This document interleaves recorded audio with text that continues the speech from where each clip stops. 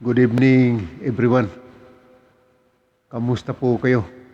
Pag-usapan po natin itong hiling ni Congressman Mike Defensor na bigyan ng security si Marcos sapagkat siya lang ang walang security habang patuloy na umiikot sa kampanya. At hindi tulad ni Leni Robredo, kasalukuyang Vice President, ay mayroon po siyang bodyguard. Si Mayor Isko Moreno, kasalukuyang mayor sa Maynila, ay mayroon din po siyang bodyguard. Si Pacquiao at Ping Lacson, kasalukuyang senador, ay mayroon din po siyang bodyguard. Kaya si Marcos lamang ang walang security na kasama-kasama habang patuloy sa pangampanya. Yan po ang ating unang pag-usapan. At ito pong politika pa rin ang ating pag-usapan. Siyempre po, wala pa namang ibang issue na ating pag-usapan habang painit ang eleksyon. Palapit na palapit ang election day, ay puro po politika ang ating pag-uusapan. At ito pong patuloy na kampanya ni Marcos na kabilat kanan ang tinatanggap niyang mga suporta mula po sa taong bayan. At sa katunayan po, ito pong suporta na tinatanggap ni Marcos sa kabilat kanan na suporta at sa daming tao na nagpapakita ng suporta sa kanyang mga rally saan mang lugar sa ating bansa. Kahapon sa Cebu ay doon po ay dinumog ng maraming taga-suporta. So dito mga kababayan, ay nangahulugan lang ito na isa siyang tinaguri ang magiging majority president sa ating bansa pagka po siya ay nahalal sa pagkapangulo. So yan po yung ating isa pa sa ating pag-usapan. Tulad po ng ating kaugalian ay mag-subscribe na muna itong ating mga kababayan na hindi pa nakapag-subscribe sa ating YouTube channel. Manny TV Komentaryo. Yan po yung ating YouTube channel. At pakilike na lang po at pakishare at pindutin na rin yung notification bell para tuloy-tuloy po ang updates ng ating mga bagong video.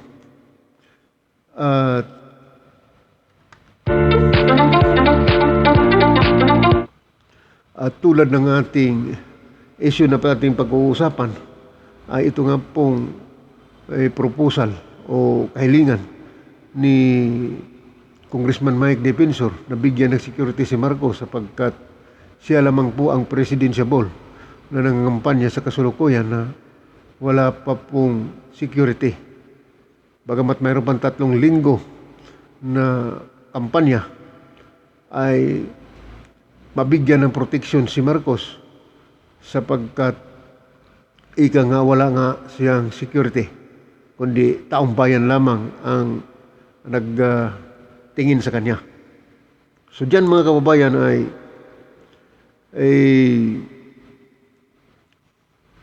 ang Philippine ang Presidential Security Group mga kababayan ay mayroong alok sa kanya na iingatan siya bilang kandidato sa pagkapangulo. Sapagkat ganoon naman po talaga pagka sa ibang bansa, lalo na dyan sa Amerika o saan mang lugar sa mga democratic country, mayroon po yang security talaga yung mga kandidato. So dapat nararapat po na bigyan para sa akin mga kababayan.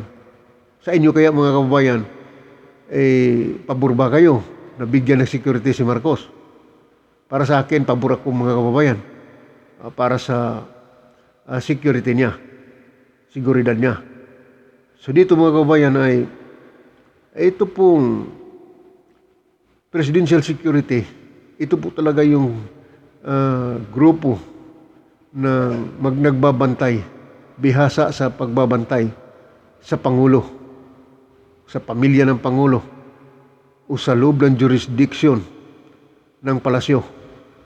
kung kandidato ka, pwede rin po silang mga siwa sa pagbabantay tulad ni Marcos. Pero hinihiling pa lang po ni Congressman Mike Defensor ito. So dito mga kabayan, ay ito nga po yun, oh. Pakita ko lang itong news sa inyo. Yan po. Yan po yung katunayan na talagang hinihiling talaga ni Congressman Mike Defensor yung pagbabantay kay Marcos. Yan po. Yan. Okay. So nakita ninyo. Yan po yung katunayan na hiniling talaga ni Congressman Mike Defensor. Ang sabi nga dito ay hiling ni Quezon City Mayoralty candidate Mike Defensor, seguridad ni Marcos Jr. dapat pabantayan sa PSG. So yan po. So 3 linggo bago pa man magkaroon ng eleksyon ay umupila sa anak kalusugan Representative Mike Defensor sa Malacanang na ikonsidera na pabantayan sa Presidential Security Group si Presidential Candidate Ferdinand Marcos Jr. Baka ito pag-iinggitan na naman ito si BBM nito. Kasi alam mo, ang Presidential Security Group exclusive na nagbabantay talaga yan sa Pangulo, sa Pangulong Duterte. Ngayon, baka bigyan ng kulay ito ng mga penklawan na bakit pabantayan si Marcos ng PSG, hindi pa naman siya nahalal na Pangulo.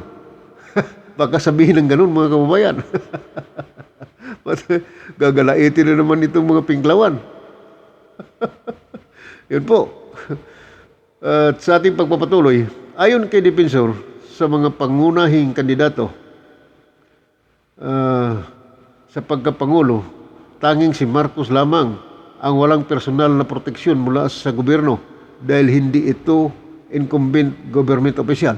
Tama po naman sapagkat si Marcos ay inadaya siya sa pagka-vice president noon.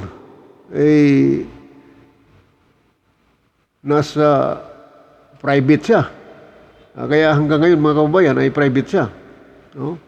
The problem with our setup here is that if you are not incumbent official and you run for president or vice president, you have no government protection at all. Unlike the United States, sabi ni Defensor na siyang kandidato ni Marcos sa pagka-mayor ng Quezon City. Ayan po. Sa Amerika, ayon kay Defensor, ang lahat ng kandidato sa pagkapangulo ay ikalawang pangulo ay automatikong binabantayan ng US Secret Service na siya rin nagbabantay sa kanilang kasulukuyang pangulo. Mas tama po naman. Totoo po ito. The police should at least offer to provide Bongbong a small PSG team. It is up him if he accepts or declines the offer, sabi pa ni Defensor. Tama po yun. Na kay Marcos po yan kung tatanggapin niya, kung bibigyan siya ng security mula sa PSG. Si Vice President Leni Robredo ay mayroong official protection mula sa gobyerno bilang ikalawang pangulo. Samantalang si Senator Manny Pacquiao at Senador Panfilo Lacson Sr.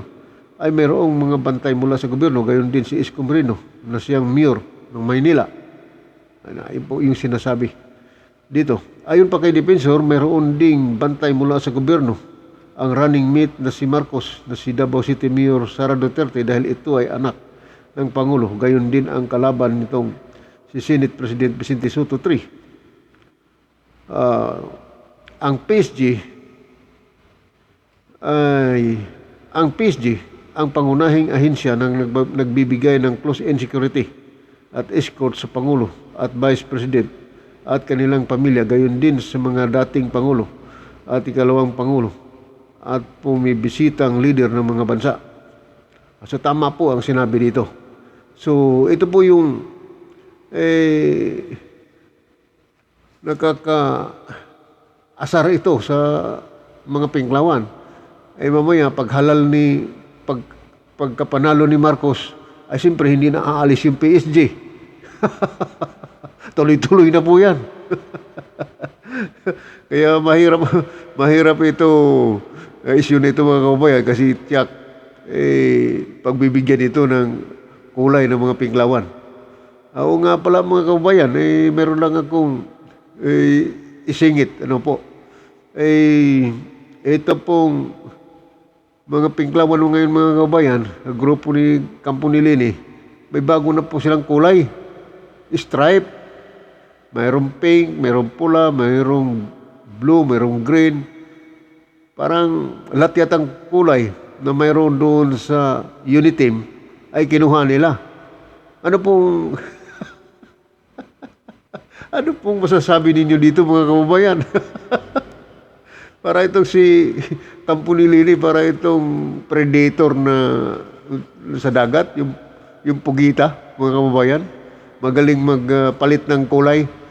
Pagka siya ay pumwesto doon sa kulay brown, yung kanyang balat ay nagiging brown din mga kababayan. Ngayon kung doon naman sa anong ibang kulay, green o pula, magiging pula din po yung kanyang kulay. Parang ganoon itong kampo ni Leni Robredo mga kababayan. Kaya ito ay siyempre nagkakamangha at hindi mo maiwasang hindi ka matatawa mga kababayan kasi bakit ano pong purpose nung kanilang pagpapalit-palit ng kulay? Ibig bang sabihin pagka pinalitan yung kulay pagka pinalitan yung kulay kuha pa sila ng mga taong maniniwala sa kanila at sasama sa kanila? Ganun ba yun?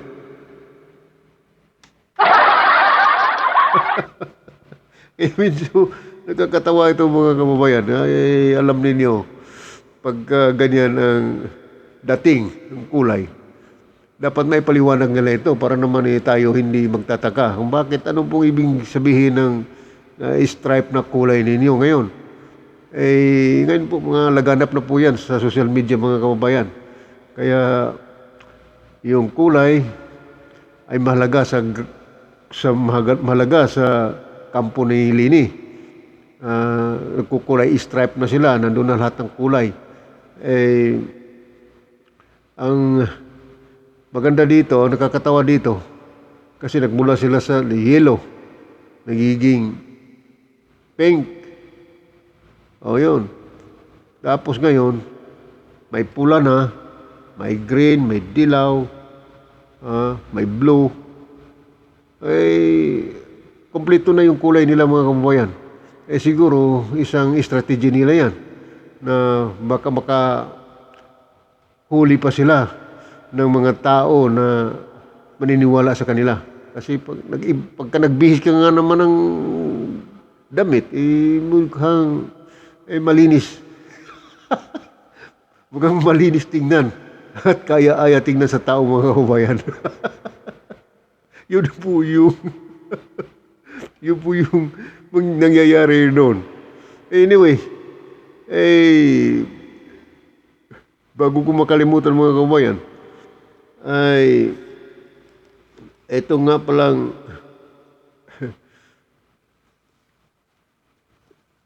medyo nakalimutan ko yung sasabihin ko sobrang tawa. Ito nga palang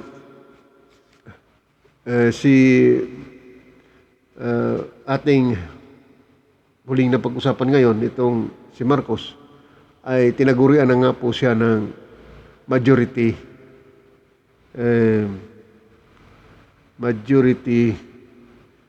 president. Sapagkat ito pong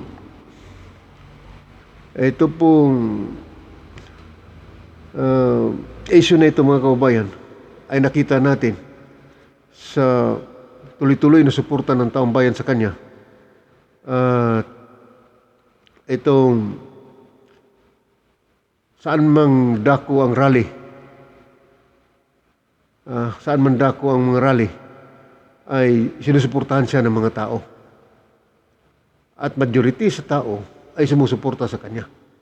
At sa survey, mga kababayan, ay na kita natin na sa lahat ng survey niya ay consistent siya. Doon ay hindi bumababa sa 50% ang kanyang rating sa survey. At tumaas pa nga. Ang ibig pong sabihin niyan, majority. Sa napakadaming suporta ng tao na sa kanya ay ang tawag niyan majority. Lampas 50%. Ang taong bayan ay nasa kanyang likod. Ibig sabihin majority, sobra-sobra po ang suporta ng taong bayan sa kanya. Kung ating balikan ng bahagya yung history, ay sa panahon ni Cory, hindi po nakakuha si Cory ng majority survey noon. Nakakuha si Cory, hindi po siya nakakuha ng ganun sapagkat nagkaroon po ng kaguluhan noon eh. At sumunod si Pinoy, kanyang anak, Ramos, ay hindi din po nakakuha, nasa mga 37% lamang po. Si Pangulong Duterte, nakakuha lang po yan ng 37%, mga 16,000 million votes ang nakuha niya. Wala pa po yun, hindi pa nakaabot sa majority president yun. Ay itong si Marcos, ay kaiba ito sa lahat ng mga kandidato. Ika nga ay breaking the record sa mga president na tumakbo. Ayun po. Kasi nasa 60 or 50% above ang kanyang nakuha sa survey ratings. Yan po, gaano kalaki yan. So, dito mga kababayan, pagka ang ating Pangulo na naabot niya ang majority, ibig sabihin yan mga kababayan, maganda po ang magiging achievement niyan sa kanyang pag-upo bilang Pangulo. Sapagkat ang majority ng taong bayan ay sumuporta sa kanya, lahat ng gagawin ng Pangulo ng mga proyekto ay makukuha niya po yan mga kababayan. Yan po yung kagandahan doon. At pansinin ninyo, pagka ito si Marcos, si BBM, makaupo na ito, itong sinasabi natin ay posibleng magkatotoo ito. Kasi ang lahat ng sektor sa pamahalaan ay suportado siya. Kaya kung ano man project ni Marcos, hindi po tututulan yan. Lalo na mahusay siya sa administrasyon. Mag-manage. Yan po yung magiging resulta niyan at magiging successful president siya. Si Pangulong Duterte, hindi naman siya majority president. Pero si Pangulong Duterte, successful din siya sa kanyang mga project sa loob ng 6 na taon. Gaano pa kaya si Marcos? Na patuloy pang tumaas ang kanyang rating sa survey. Para po doon sa mga hindi naniniwala, sa akin, karapatan po ninyo yan. Pero ito yung sinasabi ko, opinion ko. Sa aking nakikita dito, sa pagiging majority support ng taong bayan sa kanya. At ganun din si Inday Sara. Kung ang boto nila ay halos magkapantay, at ngayon nga po sa Okta survey mga kababayan ay parehas sila nakakuha ng 57%. So almost tayo sila mga kababayan. Pero magiging majority vice president din si Inday Sara. So, napakaganda po yung teamwork nila mga kababayan. Talagang wala pong talo. Nasa win-win situation po yung kanilang tandem. Kaya kung mayroon mang pagkakaroon ng ika nga dayaan dyan, at na-disgrasya na magkaroon ng problema na hindi makaupo si Marcos at si Inday Sara, ibang usapan na yan, mga kababayan. Ngayon pa lamang, sa ating mga OFW na nakita natin na mayroon ng maraming reklamo, nagagalaitin na yung OFW natin dahil nga sa mga boto dyan na bumoto yung isang babae dyan sa Hong Kong. Ang ibinuto niya si BBM. At mga senadores. Pero hindi binasa yung kanyang binoto na si BBM. Ano pong ibig sabihin yan? Ibig sabihin, baka totoo talaga yung mayroong programming o data breach na nakuha dyan sa Comelec. Siyempre, pagka hindi binasa, ibig sabihin, nakaprogram na yun. Kahit sino pang pilato ang bubuto dyan, hindi talaga babasahin kasi nakaprogram na yan. Sana naman po huwag mangyari yan. Ayaw natin na magkakagulo tayo ang bayan natin dahil lang yan sa eleksyon. Kaya kayo Comelec, ay dapat ayusin na ninyo yan. Doon pa napaulat pa dyan sa Italy. Ay mayroong magulo din dyan ang buto ng OFW. Meron din dyan sinusulat lang sa papel. Mayroon din dyan wala pang klaro. O kaya mga kababayan, bilang paalaala, dapat maging alerto tayo. Sapagkat ang ating susunod na Pangulo, ito si BBM, ay isang majority president. Pagka wala lang smart magic. At hindi na tayo papayag na lukuhin pa tayo sa mga manluloko dyan. So, yan lamang po muna ang ating masasabi sa ngayon.